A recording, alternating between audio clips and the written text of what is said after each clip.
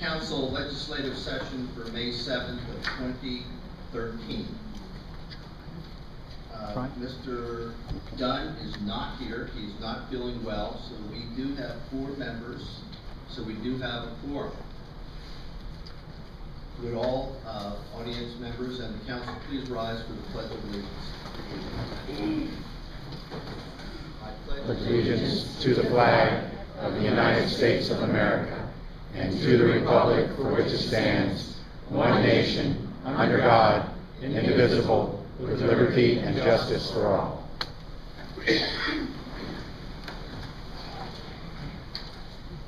The first 2 items on our agenda is 2 presentations, and I'd like to invite Harry Albert and his crew from the U.S. Coast Guard Auxiliary to come down front, and I'd also ask the council members to come down front to present the certificate.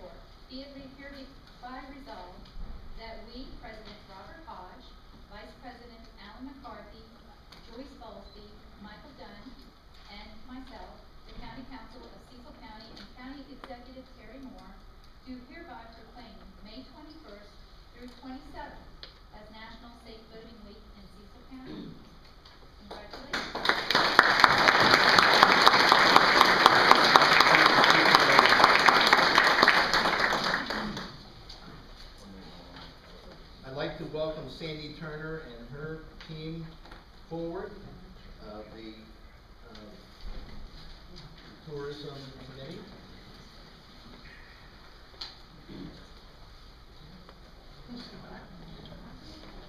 We have a proclamation regarding Tourism Month, which is the month of May.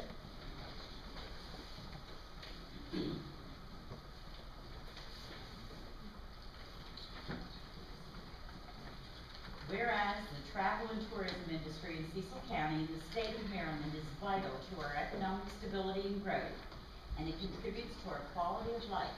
And whereas every citizen benefits from our heritage, local tourism attractions, and dollars spent here by visitors.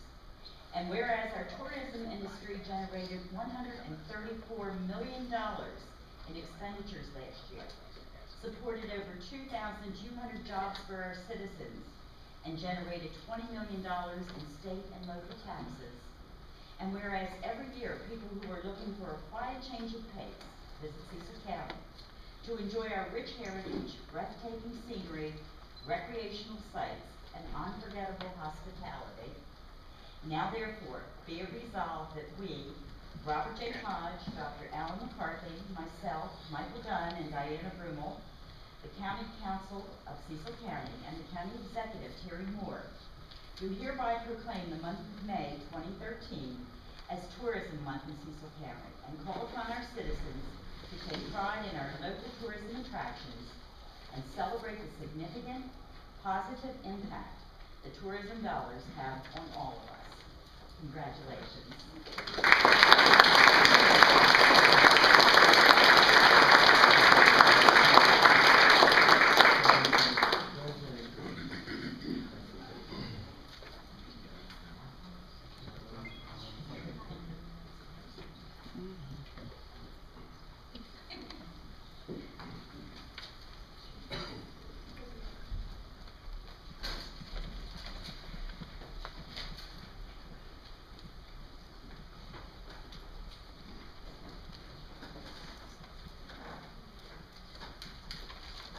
I guess I'd like to ask the council to suspend the rules for Stephanie Gary to give her report, or do you not have a report? Yeah. Okay, come on up, we forgot to put you on the agenda. Well, no, I'm on the agenda. I'm sorry? I'm on the agenda. I'm on the Okay, agenda later. we doing it now? It sounds like she's really eager.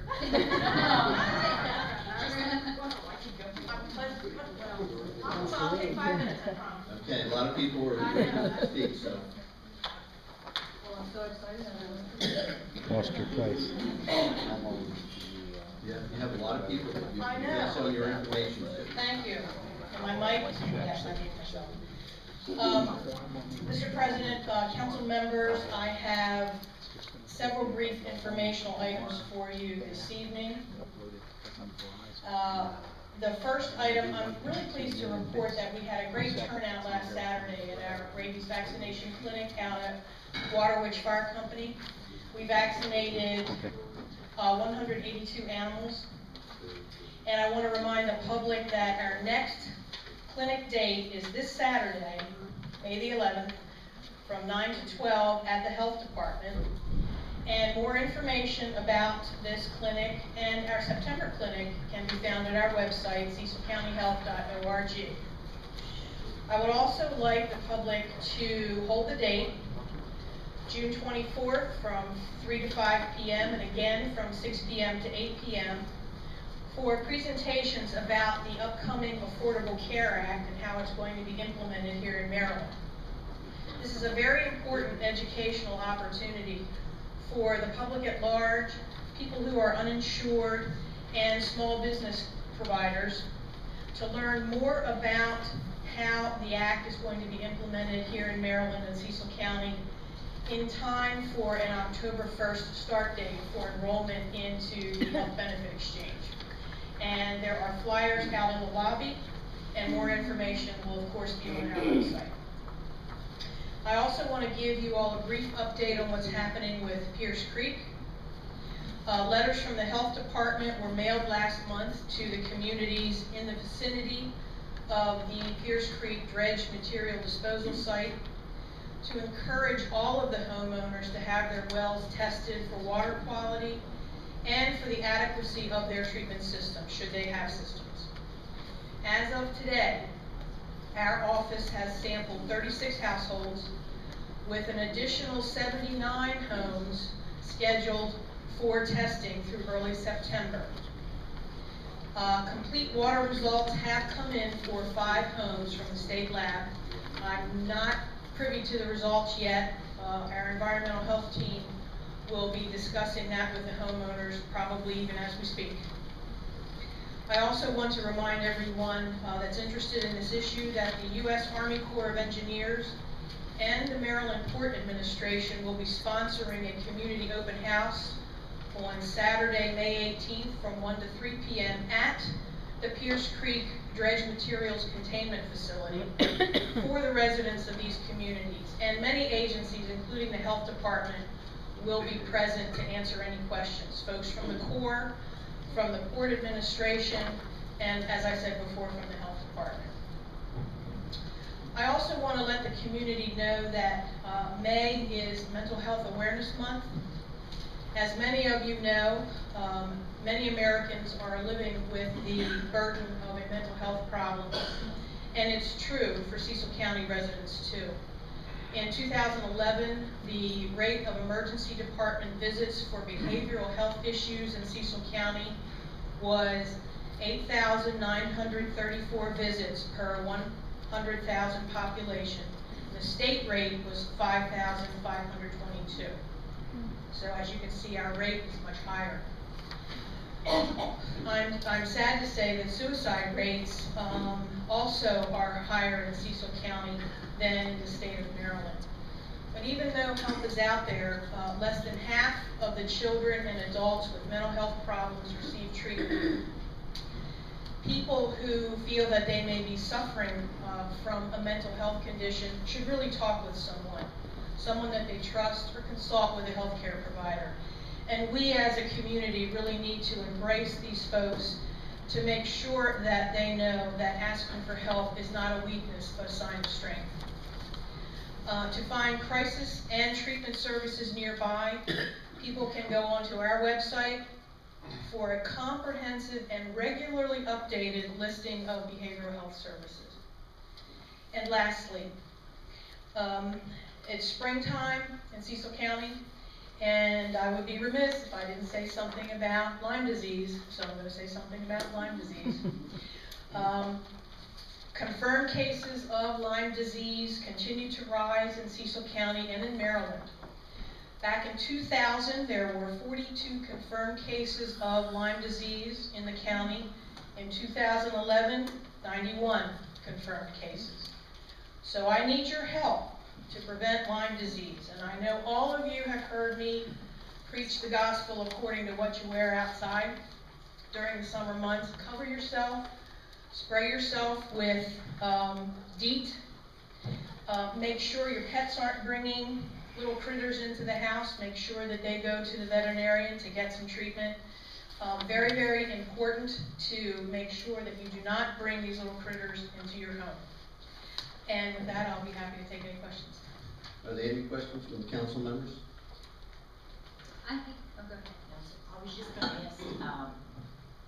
Garrity, if in fact, what the response for the Pierce Creek Yes. well testing, is this a better response than you had the first time Yes. you tried to do? Yes, the letters that we sent out to, I believe it was over 200, almost 300 homeowners, I believe, in those surrounding communities. We sent them certified return receipts, so we can kind of continue to track them. We did not do that the last time. So yes, the response is better. We would like to move a little quicker with getting water tested, but it takes time for these samples to be processed through the lab. Okay, well, it's a sensitive subject. One of our doctors was recently written up in Delaware. Since came to light that another doctor has been reprimanded by the Maryland Board of Physicians. Came across that this entity, I think it's part of DHMH, is regulated by DHMH, is that correct? Are you talking about the Board of Physicians? Yes. It is a practicing board, a certification board under the auspices of DHMH. So yeah, DHMH probably has control.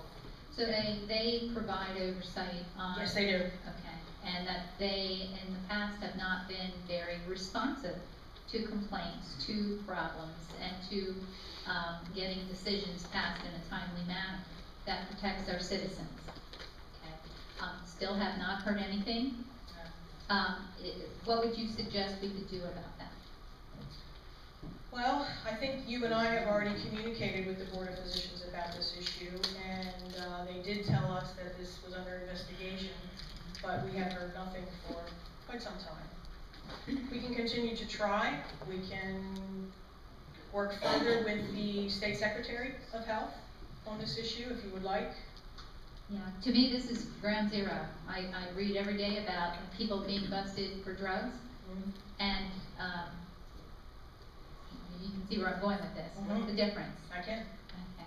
So yeah, I think Let's we work should- together and we'll do this offline and try and work with the State Secretary on that. Sounds good. Okay, great, thanks. Thank you, Ms. Garrity. Thank you for the time.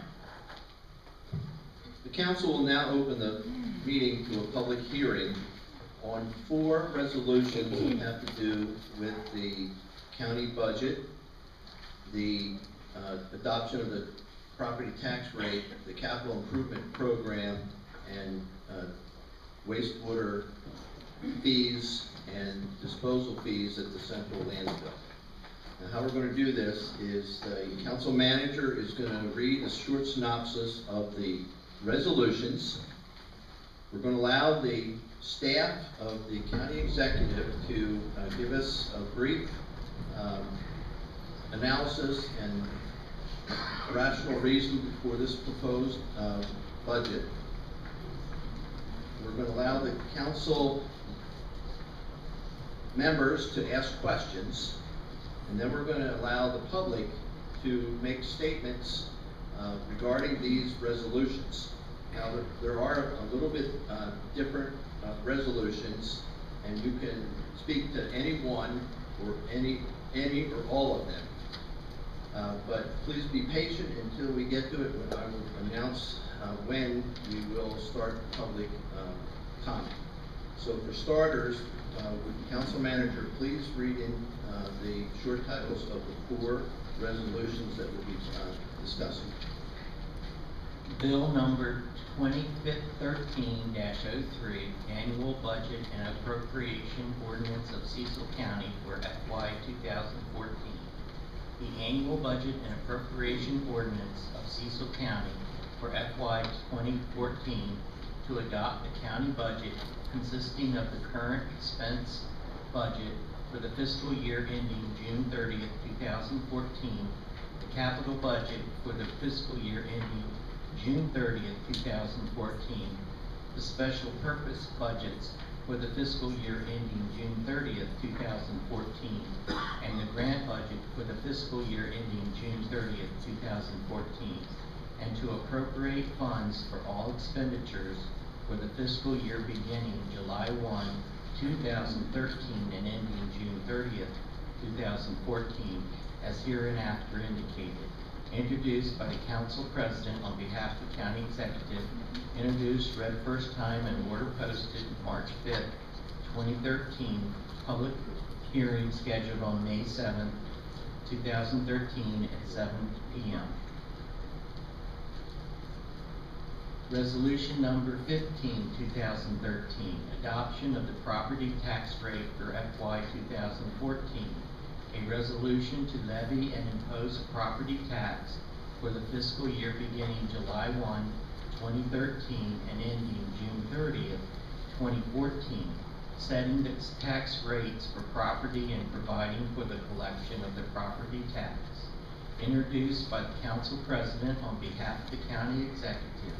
Introduced and order posted March 5th, 2013. Public hearing scheduled on May 7th, 2013 at 7 p.m. Resolution number 16, 2013. Capital Improvement Program FY 2014 to 2018. A resolution to approve the Capital Improvement Program for Cecil County for fiscal years 2014 through 2018, introduced by the Council President on behalf of the County Executive, introduced and order posted on March 5th, 2013, public hearing scheduled on May 7th, 2013 at 7 p.m. And resolution number 17, 2013, disposal fees, Central Landfill and Sanitary District. A resolution to establish fees and rates for the Cecil County Solid Waste Management System, including the Cecil County Central Landfill and the Cecil County Sanitary District on and after the effective date of this resolution. Introduced by the Council President on behalf of the County Executive, introduced and order posted on March 5th, 2013, public hearing scheduled on May 7th, 2013 at 7 p.m. Thank you, Mr. Massey. Now, just for the record, the County Executive has made a proposed budget and made a proposal to the Council for the rate and fee increases that have been provided to us. We, the Council, can either adopt those fees and rate increases as proposed, or we can cut them. We cannot increase the budget. We cannot add positions. We can only either support the County Executive's proposed budget, or we can make cuts. I'm going to allow the staff of the County Executive a few minutes to support their proposed budget. So, Mr. Wine, would you proceed? Thank you, Mr. President and Council members. On behalf of County Executive Moore, staff is pleased to present for public hearing the proposed FY 2014 annual budget and appropriation ordinance, including the operating and capital budgets. Also, a resolution to adopt the property tax for FY 2014 fixed at 99.07 cents of each $100 of assessed valuation of property, Also, a resolution establishing fees and rates for landfill tipping fees for the Solid Waste Division of the Department of Public Works, and also wastewater user rates and connection fees for the Cecil County Sanitary District. And lastly, a resolution to approve the capital improvement program for fiscal years 2014 through 2018. These items will be presented for consideration at the Council's May 21st legislative meeting. In summary, the proposed budget does not increase the tax rate from FY 2013. It stays at 99.07 cents, which is 4 cents below the constant yield tax rate. In education, the budget allocates $3,583,757 above maintenance of effort and funds the second year of state transferred pension costs in the amount of $3,117,889 for Cecil County Public Schools. The total proposed allocation to the Board of Education is $69,730,403. This represents a 3.8% increase over last year's allocation. In addition, the proposed capital budget supports the following projects: Northeast High School lighting, Bow Manor lighting, Rising Sun High School systemic roof, and the second year of planning for the Perryville Elementary School renovation project.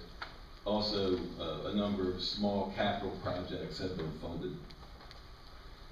For Cecil College, the proposed allocation is $8,197,009, which includes support for the creation of a physical therapy assistant program and equipment for increased safety and security on the Bayview campus. The engineering and math building CIP project is also funded and is currently underway, and work will also continue with phase 2 of instructional technology. For the county's library system, we anticipate finalizing the location of the proposed Northeast branch and support the following capital projects: the Elkton Branch Energy and Building Improvements Phase A and B, and partial funding for the Rising Sun Branch Security Retrofit Project. With respect to public safety initiatives, the budget proposes the addition of 5 deputies in law enforcement to support existing efforts geared to finding solutions to the identified drug and crime issues in the county. The budget also includes funding for the addition of 2 additional paramedics to support our 24-hour countywide emergency medical services function.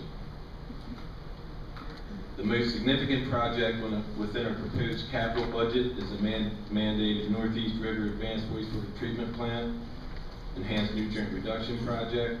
This plant is also known as the Seneca Point Wastewater Treatment Plant. Concurrent with the initiation of this project, wastewater user rate increases are proposed, with 5.8% increases in FY 14 and 15 and 3% increases for FY 16 through FY 18. An increase in wastewater connection fees is also proposed. Tipping fee increases are also proposed, with the refuse tipping fee proposed to increase from $57.20 per ton to $63 per ton. In a moment, Mr. Flanagan, the Director of Public Works, will provide more detail relating to these fee increases, and also provide more detail relating to the Seneca Point Wastewater Treatment Plant A&R upgrade. This budget proposes a 1.5% cost of living adjustment for all county employees. After 3 years of flat salaries, last year's budget, which is FY 13, was the first year that funded a modest 1% COLA for county employees. County Executive Moore believes that this proposed budget reflects a balanced approach in meeting the many challenges that the county faces. The executive and her staff compressed what would normally be a 6-month budget development process into 2 months, and know that the result of that effort will be a more deliberative and lengthy budget process for FY 2015. The FY 2014 budget process began with a budgetary gap of $11,791,569. The proposed budget was achieved by reducing expense requests by $7,763,451 and was balanced by utilizing fund balance available of $4,028,949.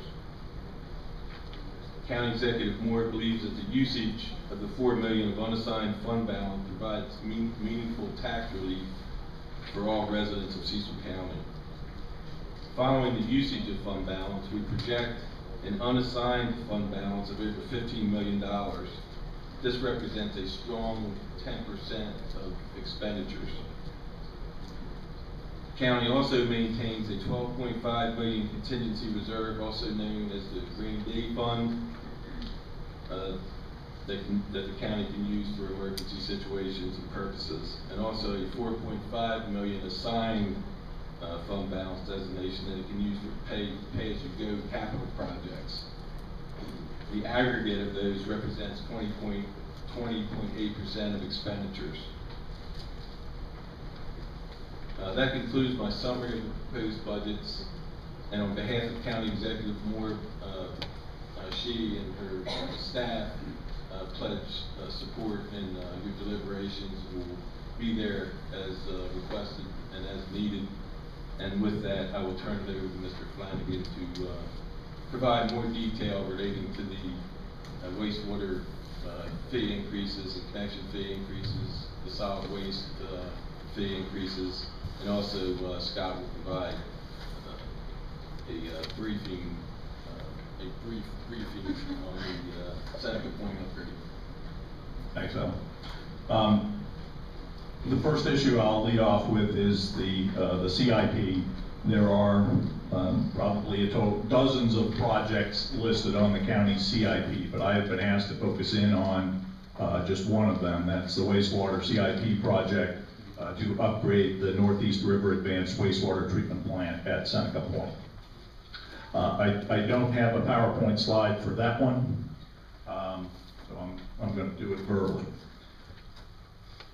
And I realize the council has heard most of this multiple times, so the intent of my remarks is to refresh the council's memory, but also to perhaps try to bring up to speed those residents in the audience who perhaps have not been following this issue that closely. The Maryland Department of the Environment is requiring the county to upgrade the Seneca Point wastewater treatment plant to a higher level of treatment, which is known as enhanced nutrient removal, or ENR. And the deadline to complete that is December 31st of 2016. This proposed project is going to do three main things. One, it will it will upgrade the plant to allow it to treat the wastewater to this ENR level of treatment as required by the state. Number two, it will address some existing issues with the capacity and hydraulics and other various components of the wastewater treatment plant. And number three, it will lay the foundation in support of a future expansion for that wastewater treatment plant when the time comes. I guess another way to look at that is to say that this project includes a down payment towards the future expansion. After considering various alternatives to accomplish these three goals, the project team determined that converting the plant's treatment process to what is known as a membrane bioreactor, or MBR, process will best serve the county's needs going forward. We believe that there are a multitude of reasons that make MBR the way to go. Chief among them is the fact that it uses, it's a more efficient use of space. It requires a smaller footprint, which will allow the county to treat the total projected demand in that sewer service area on that current site. That total projected demand is 10 million gallons per day, and by converting to MBR method of treatment, that can be accommodated on that site, thereby meaning that, you know, the county will not have to site another wastewater treatment plant at some point in the future. In addition, the MBR process will produce the very high quality effluent, higher than other methods of treatment. There are a number of benefits for that, not the least of which is the water going out the pipe into the Northeast River will be cleaner, which will benefit the environment. It will also be more suitable for effluent reuse as processed water or irrigation water in the future. It will also, in our judgment, better allow the county to meet more stringent treatment standards if and when they are imposed by the state in the future. The design for this project is complete. We are prepared to go into the contracting phase of the project. We've spent several years and a couple $1 million in getting to this point, and a decision to change course at this point in time will result in some lost design effort, the need to spend more money doing redesign, and will, in my judgment, put at significant risk our ability to accomplish this upgrade by that December 31st, 2016 deadline. So this project has been included in the wastewater CIP dating back to the 2008 timeframe. It does require one final approval by the county council as part of this year's wastewater CIP project. I think that was all I intended to say with respect to Seneca Point.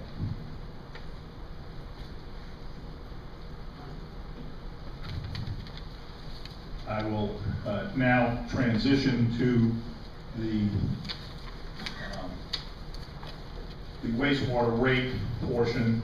As you'll recall, this is resolution 17-2013, which deals with the wastewater fees and rates, and also the solid waste disposal.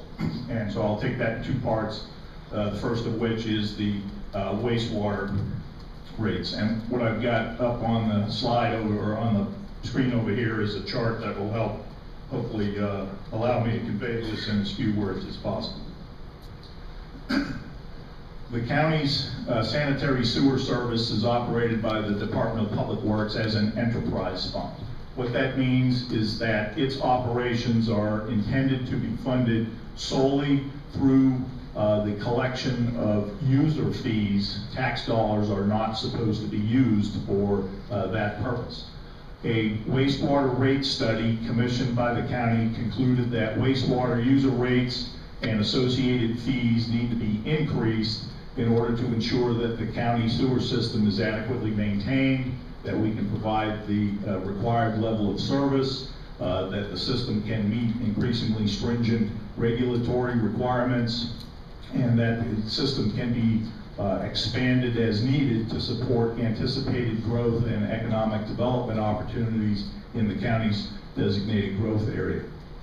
For decades, the Board of County Commissioners have kept sewer rates and fees artificially low by not investing adequate funds in the operation, maintenance, and expansion of the sewer system, and one of the results of that practice has been inadequate or incomplete sewer infrastructure in the Route 40 growth corridor. Now, the county executive and the county council could continue that policy of keeping rates and fees artificially low. That would provide some immediate short-term benefit to current sewer users, but in my opinion, that does not represent a fiscally prudent and responsible thing to do, as that would not support the required expansion of the system, nor would it support the needed maintenance, which at some point in time will result in major system failures and an even larger bill and even larger rate increases needed to pay for those bills. The cost for operating the wastewater enterprise fund is shared by those who benefit from it. This wastewater rate study that was commissioned was at its most basic level an exercise in cost allocation, determining how the costs of operating and constructing the various components should be shared among those parties that use and benefit from the system. And those are existing sewer users, future new sewer users, as well as residents and businesses who are on septic systems, because when those septic systems get pumped, that septage goes to Seneca Point Wastewater Treatment Plant, where it is treated and then ultimately discharged into the environment along with the sewage. The philosophy of the rate study was that growth should pay for growth, which means that the cost associated with capacity expansions should be paid for by new sewer users through major facilities fees, whereas the cost of operating, maintaining, and upgrading existing facilities should be funded by existing sewer users through their payment of, and septage generators through their payment of quarterly sewer bills. Those on septics make their contribution indirectly through the fees that are charged by septic haulers to pump out your septic tank, because they in turn have to pay to dump that in the county sewer system and have it treated. Some projects do both. They will benefit both existing sewer users and also expand system capacity, and in that case, the cost is split between the various parties. As Mr. Wine mentioned, the county's fiscal year 2014 budget calls for wastewater user rates to increase each year, as well as an increase in the major facilities fee. What I'm trying to show on this slide, there's three basic components to this. The top portion is for these wastewater major facilities fees, which some call connection fees. The second part is the wastewater user rates, and then there's the septage disposal. The previous Board of County Commissioners had approved stepped increases in the major facilities fee over time, for example, and also directed that there be three separate categories here: new residential, existing residential, and then commercial and industrial. And you can see that those increased on January of 2012. The last increase was on July 1st of 2012, and that does not call for another increase in those major facilities fees until July 1st of 2014, when they will go up to those numbers right there. The wastewater rate study, which I mentioned, showed that the connection fees of this amount will not yield the necessary revenue to support the system, those capital projects which are needed. And it showed that and calls for a connection fee of $16,100 per equivalent living unit for all categories of users. The next part is the wastewater user rates. These are the rates that are paid by existing sewer customers. We have two types: those whose water consumption is metered, and those are classified as metered water customers, but we also have some who are on wells or for some other reason are not metered. They pay a flat rate, whereas the metered customers pay per 1,000 gallons.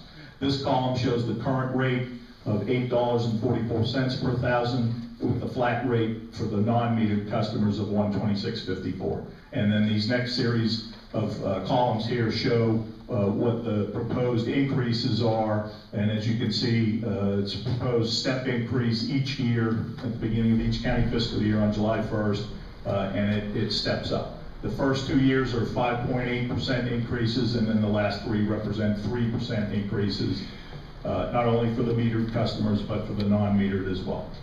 And then lastly, for septage disposal, the septage dumping fee is measured on a per ton basis. It's currently $10 per ton, and the budget calls for a 10% increase in that to $11 per ton. All right. With that, the next and last component of my presentation pertains to the Solid Waste Management Division fee schedule, or the landfill tipping fee.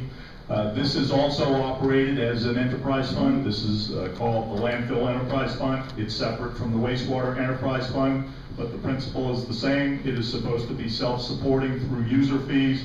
Tax dollars are not supposed to be used.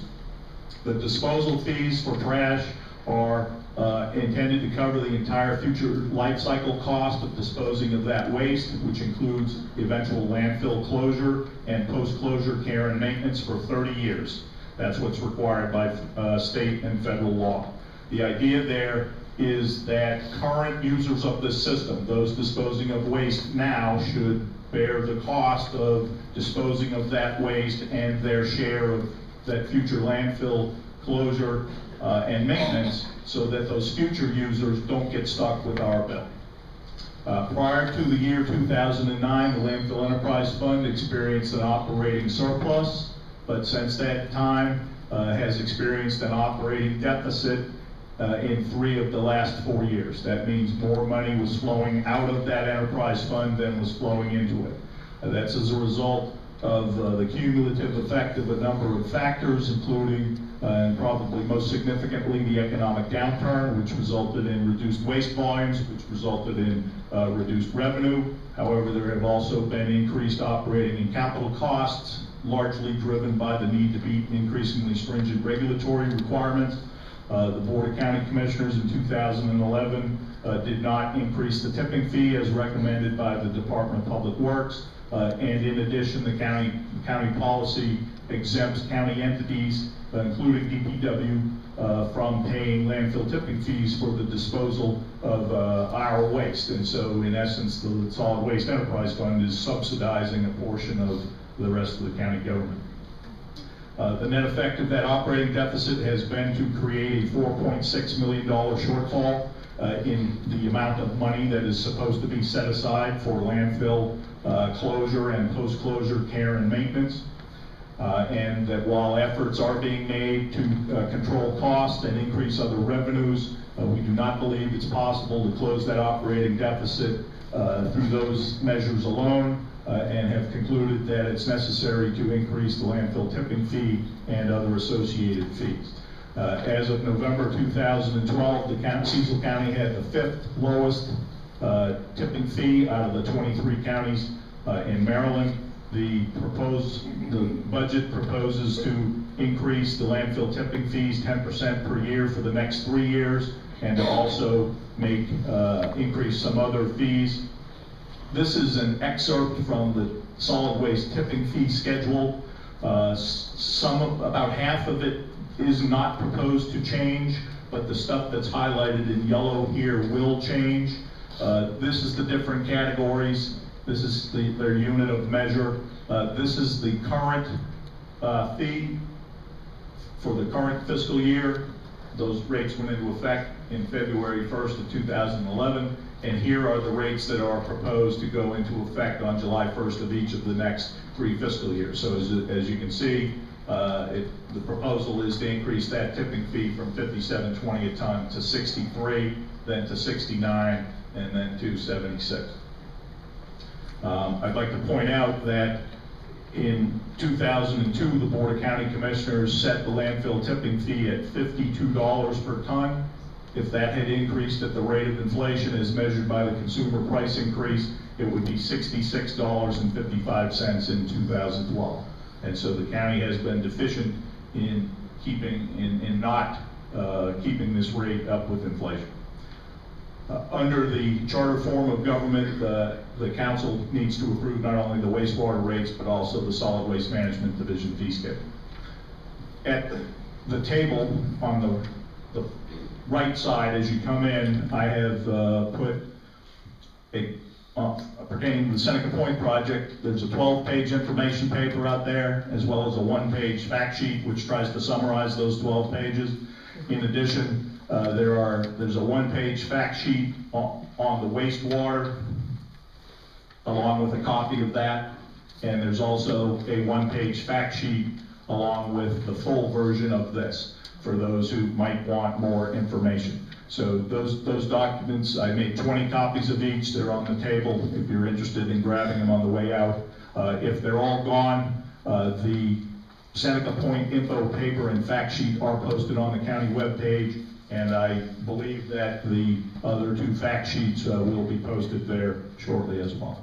At this point, I will stop and be happy to entertain any questions the council may have. Mr. Wine? Thank you for your patience. That concludes our summary. Thank you. All right, the county council will be meeting several times between now and May 21st. On May 21st, we will be making a final decision. At these other workshops,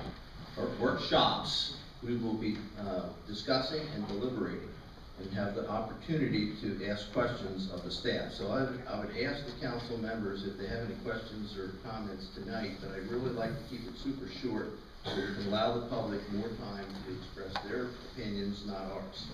So their opinion is a lot more important than ours tonight. So do any of the council members have questions of the staff tonight? Go ahead, Mr. McCarthy. Mr. Flanagan, if we were to adopt a denitrification system and not the MBR system, how long do you project, in your professional opinion, before we would have to upgrade the plant again? And if so, how would we do such?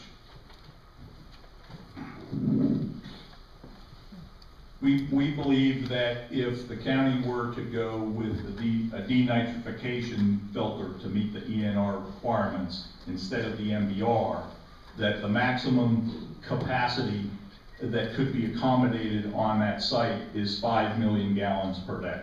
In other words, roughly half of what the total projected demand is.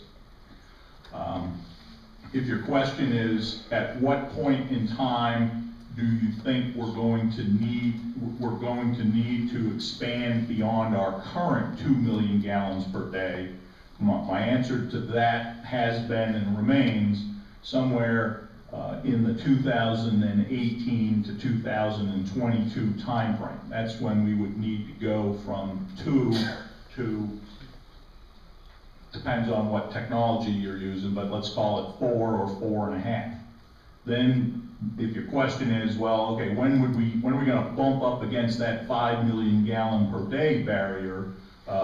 That becomes harder to predict because that will be a function of the growth which will occur. And I don't claim to have a crystal ball that's going to allow me to estimate that with any degree of accuracy. I think it's safe to say, though, that we anticipate needing to take that first step somewhere in the next 5 to 10 years, and then it'll probably be necessary to go beyond that somewhere in the 10 to 20 year time frame.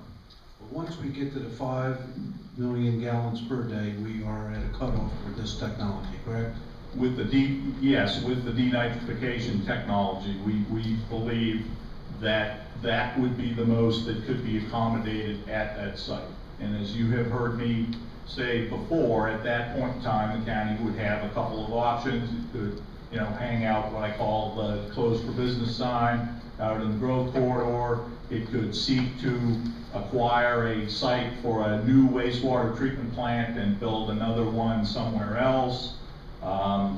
It could, at that point in time, decide to shift to MBR technology, but at that would require essentially ripping out and throwing away much of what would have been built to get to that point. That's why we believe that if we want to look, at 4 to 5 steps ahead, in other words, think strategically and try to look ahead, that's why we think now is the right time to make this shift to the MBR technology.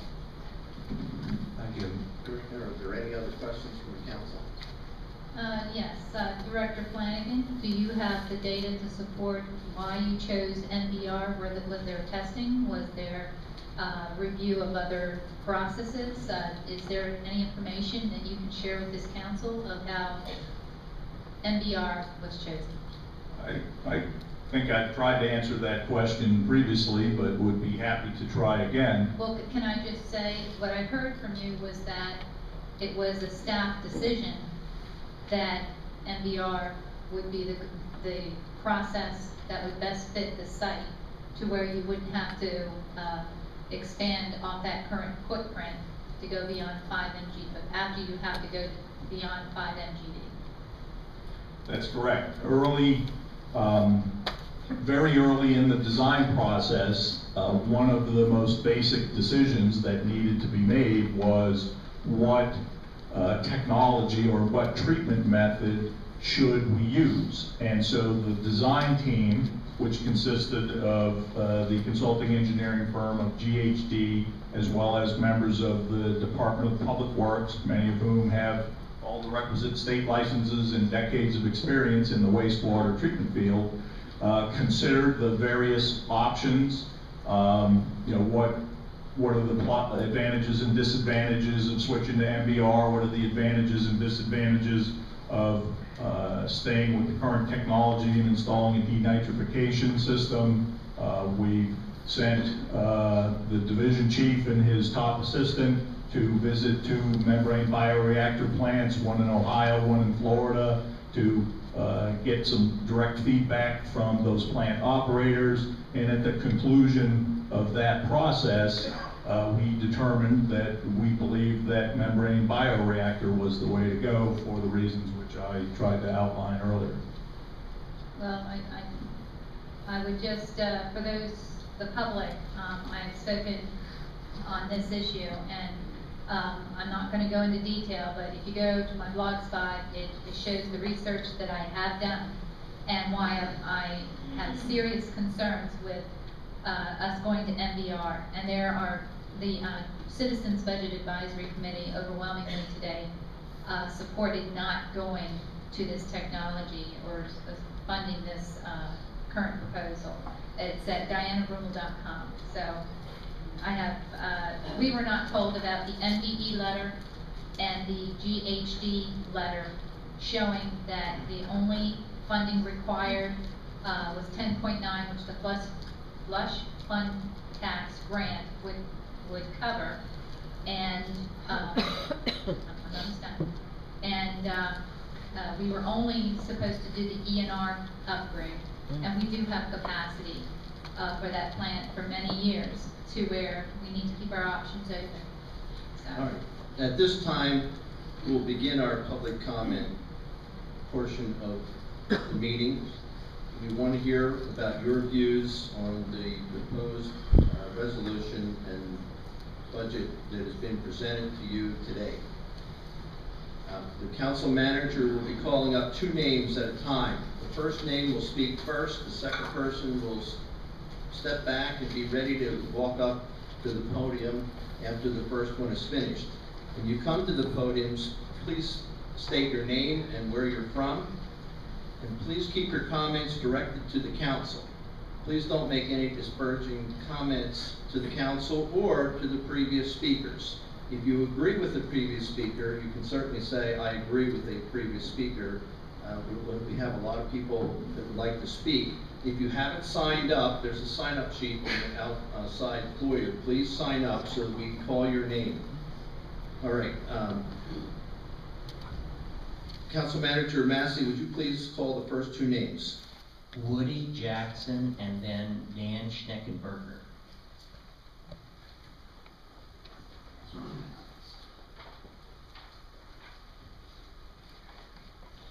I'm Woody Jackson, Jackson Marine Sales, Northeast Maryland.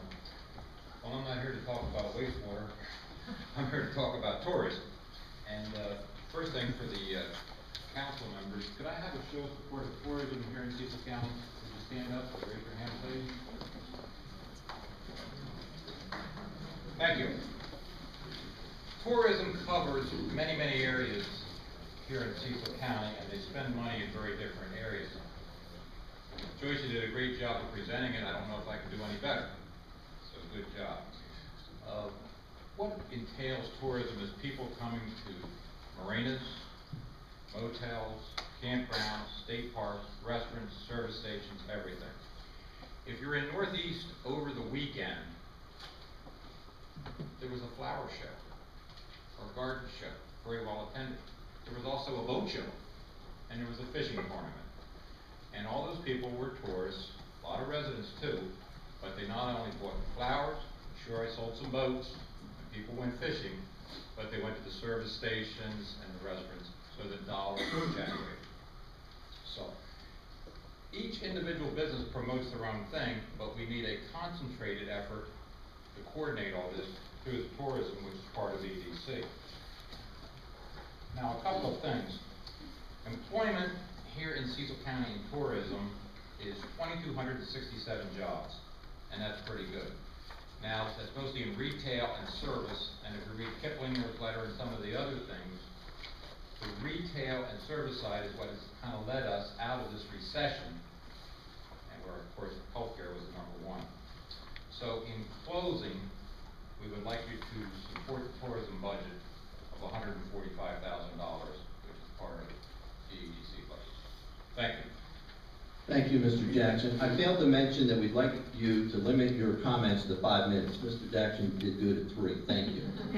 So, I was a director for Dr. Park. 5 minutes. If you don't think that's sufficient for you to say everything you need to say, we will have a public comment section later on in our agenda. So don't be upset if you can't get it all fit in. But we have a lot of speakers, so we'd like to keep everything to an abbreviated version. President Hodge and council members, I'm Dan Schneckenberger, 60 Red Fox Drive, Bear Hill. I am pleased to be attending my first Cecil County Council meeting after attending county commission meetings over the last several years. I want to first state my also strong support of Cecil County tourism and this fiscal year's expenditures supporting tourism efforts. I volunteered for Cecil County Tourism since 1999. And I have a great deal of respect for the efforts and results of Director Sandy Turner. I wanted to share with you some statistics on the economic impact and growth that tourism has had on our economy directly in Cecil County since 2009. Visitor expenditures in 2011 are $132 million, which is a 22% increase over 2009. 815,000 visitors came to Cecil County in 2011, which is a 19% increase over 2009. And state and local taxes collected as a result of tourism were $20 million in 2011, which represent a 25% increase over 2009. All of this has occurred in a challenging economy where discretionary income is always arbitrary. So I want to point that out, that this has been tremendous growth for Cecil County and directly attributable to the efforts of your investment in tourism dollars. You just take, for example, the recent paintball tournament in Chesapeake City here recently, first time event, and had several thousands of people travel to that from several different countries, and would all not be anywhere near as impactful in Cecil County without the direct efforts of the Cecil County Tourism Department. Much of the success stories of money is invested through the Cecil County Tourism Department, and the partnerships and relationships Sandy Turner and her staff have leveraged over the years. I will always believe our county government should look to maximize any areas that produce revenue that doesn't result in costs that permanent residents generate. Although I'm not a current user of the system, I also want to express my support for the county's Department of Public Works recommendation for using membrane bioreactor upgrades to the proposed expansion of the Northeast River Advanced Wastewater Treatment Plant in Seneca Point. I have a lot of respect for Director Flanagan and his professional staff in putting forth the expansion plan, results in cleaner water for the Chesapeake Bay, and offers long-term, cost-effective expansion for this plant, which will serve our great corridor. I applaud the county executive and the county council for looking forward to the future of Cecil County after years of spinning our wheels under previous county commissioner governments. Thank you. Thank you. Mr. Massey, read the names of the next 2 speakers, please. Yes. Dr. Devine and then Dawn Branch.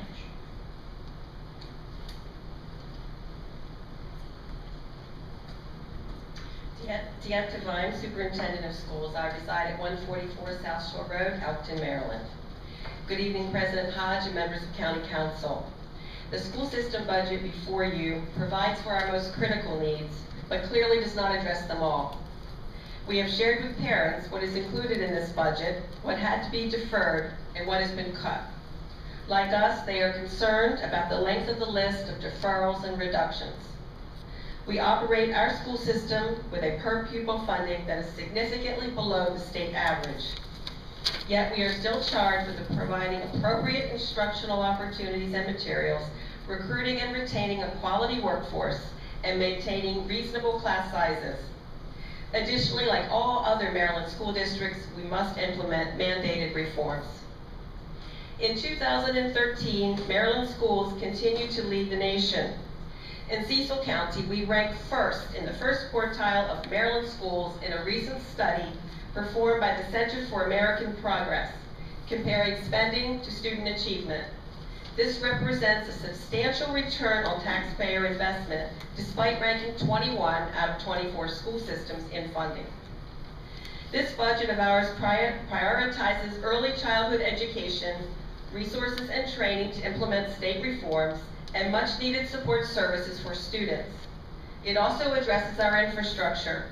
We have in excess of $50 million in deferred maintenance, so funding for our small capital projects is essential, and our capital improvement plan, which covers 2014 through 2019, will only address $10 million of this amount going forward. I know that you recognize the importance of working on this together to address the problem. The county executive stated that her budget represented a balanced approach in meeting the many challenges of county government. We commend her and her staff for their efforts. I ask this council to demonstrate your support of public schools by funding the executive's request in full. The school system has been operating under very difficult circumstances during the last 5 years, enduring multiple years of decreased funding from all sources. We continue to make significant efforts in controlling and reducing costs. We pride ourselves on being good stewards of taxpayer dollars. Recurring savings from 2010 to 2014, which includes discretionary spending cost savings, reduction of positions and other wages, and healthcare savings, total in excess of $28 million. Despite all of these efforts, we are still forced to make drastic cuts. We must begin to address what we have lost. We ask you to partner with us to address the critical needs in the short term and work with us to develop a long-term plan. We must think strategically and creatively to identify solutions and best practices as we plan for the future together. Please remember 3 key points. CCPS has operated with significantly less funding over the last 5 years. We survived this period through excellent fiscal responsibility and planning, but it is time to move forward and provide the kind of educational programs that our students need to be successful so that we may prepare a quality workforce. I thank you for your consideration of our budget, and I look forward to a renewed sense of collaboration between our county leadership and the leadership of your school system. Thank you. Mr. Massey, would you read the names of the next 2? Dawn Branch and then William Prince. Good evening. I'd like to begin this evening with a quote from Thaddeus Stevens, who was a prominent congressman and spoke in favor of public education in 1834. He said, "It is the duty of government to see that the means of information be diffused to every citizen. This is a sufficient answer to those who deem education a private and not a public duty, who argue that they are willing to educate their own children, but not their neighbors' children. The blessing of education shall be conferred on every child, shall be carried home to the poorest child, so that even he or she may be prepared to act well in this land of freedom, and lay on earth a broad and solid foundation for that enduring knowledge." I come to you tonight to ask you to fully fund the Board of Education budget that you have been given. The county executive has already reduced our budget by $800,000, which means we have already been forced to make cuts. We are not able to increase the technology demand put upon us, and programs and resources have been reduced or eliminated altogether. We were forced to take money from our fund balance to cover some of this shortfall. Every student will be affected by these cuts. In Cecil County, we received 10% less from you than we did 5 years ago. The budget allocated by you is less than that of 2009. Cecil County Public Schools has had to reduce our workforce, eliminate programs, and stretch our resources to a breaking point. You continue to reduce our budget and expect it to be sufficient. We didn't come to you with what we need. We came to you with the bare necessities because we understand the economic conditions that we all have to live with. But there is nothing left for us to cut. We educate students from as early as age 3 and some up to age 21. Education is a right, it is not a privilege. It is an investment, it's not an expense. We have been patient, and we have been good stewards of this county's money. But enough is enough. The previous Board of Commissioners failed to act on the Purcell property, and we lost out on an amazing opportunity to expand our School of Technology. It would have more than doubled the number of students that are career ready upon graduation. I'm not sure that we will ever find a more affordable option, but we certainly will never give up. Cecil County students deserve the same opportunities as other Maryland students. Out of 24 counties in Maryland, which includes Baltimore City, Cecil County is only $223 per student from being the least funded county in the entire state.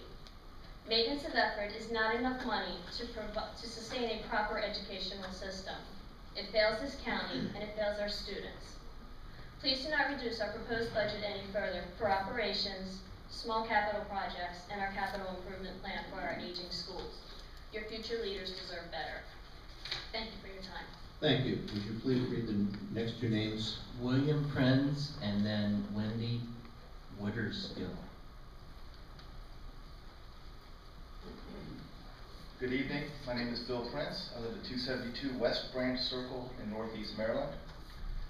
I'm speaking here tonight in support of the county budget, in particular the budget associated with the Cecil County Public Schools. I've worked for ATK, formerly Thiokol, for just shy of 20 years now in various executive and engineering positions. And I have a PhD in engineering and an MBA. And that doesn't make me an advocate for education. My 4 children that have worked their way through Cecil County Public Schools certainly does. ATK, and in collaboration with the American Institute of Aeronautics and Astronautics local chapter, have supported BPAC and STEM education in the county for many years now. We've been involved in outreach in the form of going into the schools and supporting events that were sponsored by BPAC, and with the formation of the STEM Academy, we've been involved in that from the beginning. In addition, we've hosted various student STEM events at ATK to enhance their education and improve their visibility to what careers exist out there. My personal experience has been basically covering all these activities, and this year I was fortunate to have the opportunity to mentor a STEM Academy students capstone project that was Russell Bowman at Perryville High School, who achieved a 2nd place in the Baltimore Science Fair. So that's a first for the county. And then I'm also proud to say that my son Nathan graduated from the STEM Academy last year, and he's at Towson University studying physics. I'll talk a little bit more about him shortly.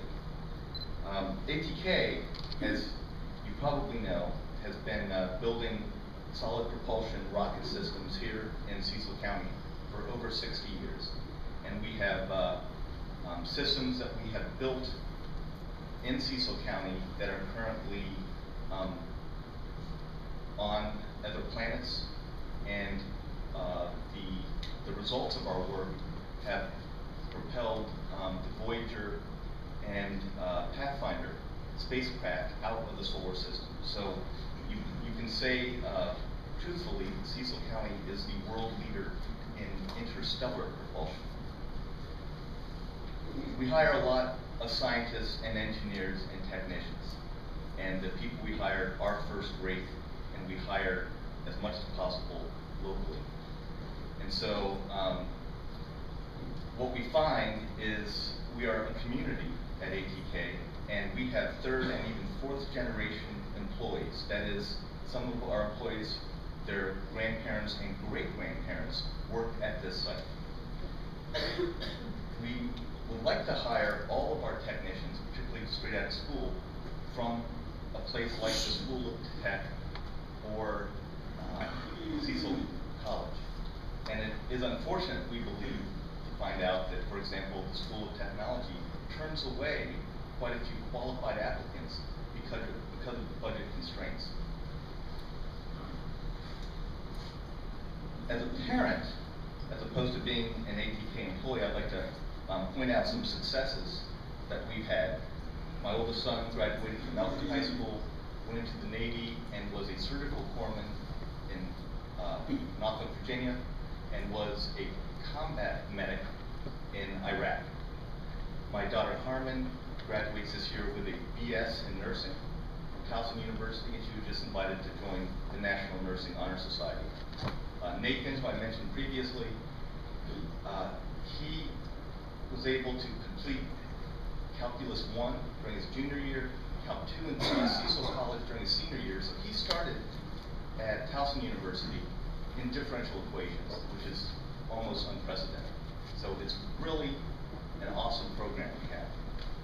So as I get to the end of my time, I'd like to recommend that we maintain the budget and look forward in the coming years to expanding the STEM program, expanding the School of Technology, expanding the biomedical pilot program at Perryville across the rest of the schools. And so from ATK, we thank you for the quality of the education, and as a parent, I thank the Cecil County Public Schools. Thank you. Thank you. Wendy Witterskill, and then Henry Posse. Good evening, President Hodge and members of our County Council. My husband and I moved to Cecil County 10 years ago. 2 of our children have graduated from our public schools. We have a 2nd grader at Bayview Elementary. I care about our community, and that is why I work to be elected to our Board of Education. I want to thank our county executive, Terry Moore, who has included a 3.8% increase this year. Remember though, this is after years of reductions. Thank you also for funding a short list of small capital projects. What may seem a triumph must not be celebrated. There are many more deferred maintenance issues across our aging buildings, and more concerning are the continued inequities in our programs that disappoint students, and for some, it is the difference in ongoing school success and dropping out. I hear too often that we need more social workers and discipline in our schools. As an advanced practice nurse, I know the importance of social workers. However, money is better spent to provide quality programs that meet the needs of all students. When we can engage all students, graduation rates improve, and we will have a career-ready workforce, and many more students going on to college. What we do right is work to have an excellent program in every building, that all students have an equal opportunity for success. We must continue to close gaps on programming, and this begins with growing our School of Technology. Our leadership has done an excellent job in providing high quality while containing cost. It is now time to invest. We must move forward in best practices that are evidence-based. You cannot ignore the results of the Beacon Education Investment Impact Study. For every dollar spent, this economy is stimulated and new jobs are created. I am optimistic that the remaining council members believe, as we do, that investing in education is investing in Cecil County, the state of Maryland, and this great nation, and that you will support our full budget proposal. Thank you. Thank you. Henry Posse, and then Joan Fettig. Good evening, members of the Council of Cecil County and fellow citizens. My testimony is on the old Elk Neck Road Bridge. I am Henry R. Posse, 632 Hansons Point Road, or 11 Peach Place in Northeast Maryland. We came home to Cecil County 30 years ago after serving 28 years in the United States Air Force. I am a member of the trustees of Hearts United Church. All of this area is located in the Elk Neck area of Cecil County. I do not own any property on or near the old Elk Neck Road. And even if I own property there, I would still vote for the bridge if I could vote.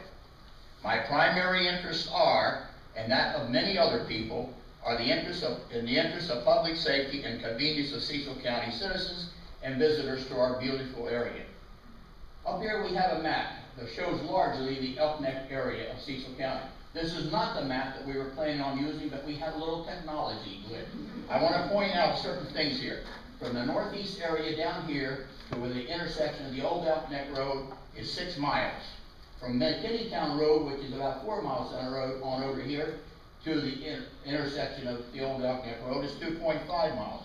From Route 40 up on Route where Elk Neck Road begins, it's a distance of 7.7 miles to the bridge all the way down here. Singerly Firehouse to the bridge is 9.2 miles.